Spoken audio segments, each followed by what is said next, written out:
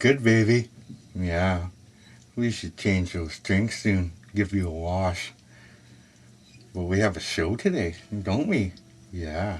Did you know you're a superstar? No, you're a superstar. No, you're a superstar. Hmm.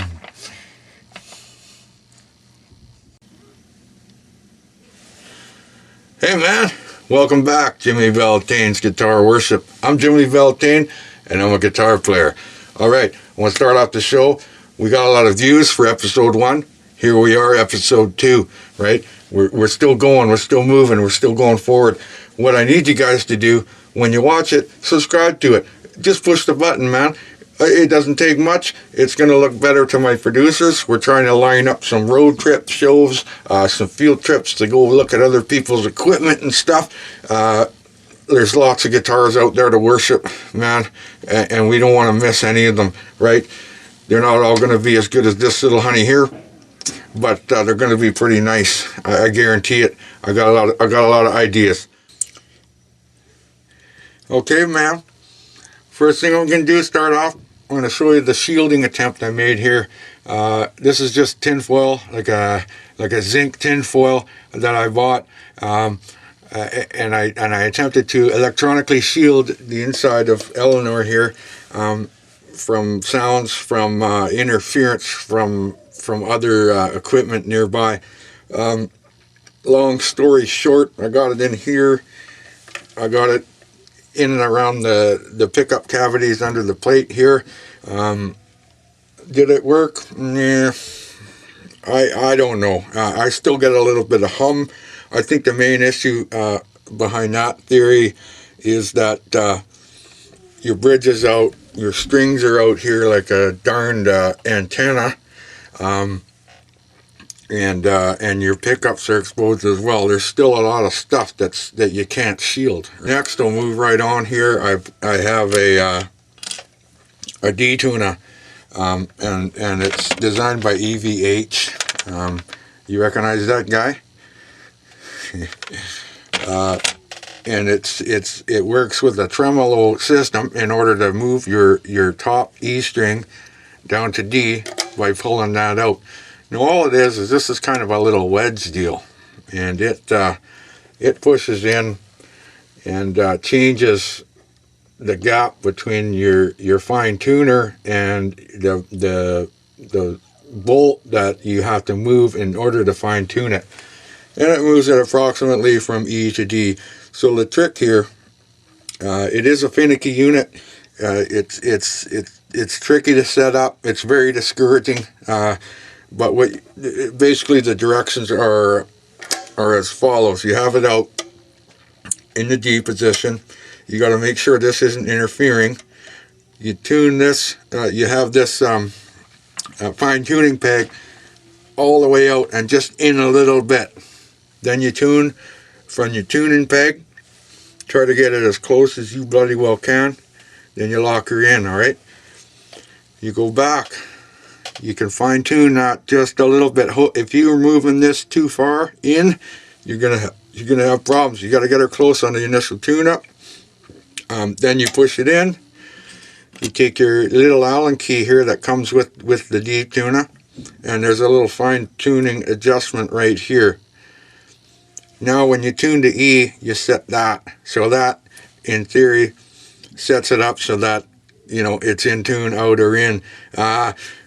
You're going to find with this, it being finicky, you're not going to be able to set it and forget it. You always got to reset it up and play around with it. The one good thing is if you're never going to, or for a long time not going to use it, man, you can fine tune with this, and it'll push on the assembly and do your tuning. You don't have to screw around with that fine tuning peg there. I always stick this right here just in the hole in my tuning peg. It's stayed there for quite a while now, so I'm pretty happy with it. That's the D-Tuna pretty well in a nutshell. Okay, so you might be wondering, and asking yourself, well, how does that D-Tuna not screw up the tuning on all your other strings? And that's because to use the D-Tuna, you have to have a Trem-stop. And that's this little guy right in here. That's holding my trem block in place so that you can't pull up on this a whammy bar. Now doing that, once you have the strings tight, you can loosen this string, which is what happens when you use the D-Tuna. It gets a little looser, and there's less tension on the bridge. With the Trem-stop in place, that doesn't matter because the tension is already bottomed out against the Trem-stop. So you're probably seeing here, this is a brass Trem-stop. It's just basically a bracket screwed into the body of the guitar with the thread screw on it and a tightening bolt here to hold it once you find that sweet spot to hold it in place. And you just set it up so that your bridge is at the height that you want it to be. You get it pretty even with the body of the guitar. It looks nice. And wow, look at that.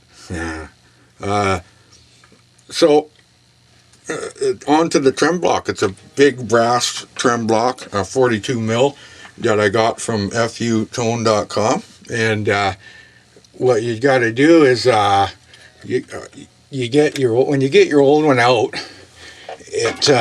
oh geez, oh, almost had a disaster there. Let me tell you, when you're in the studio,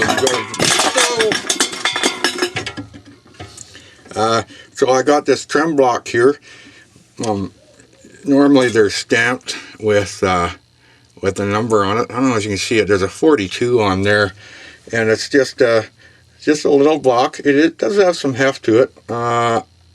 I'm not sure exactly what they make it out of, but in comparison to the big brass block,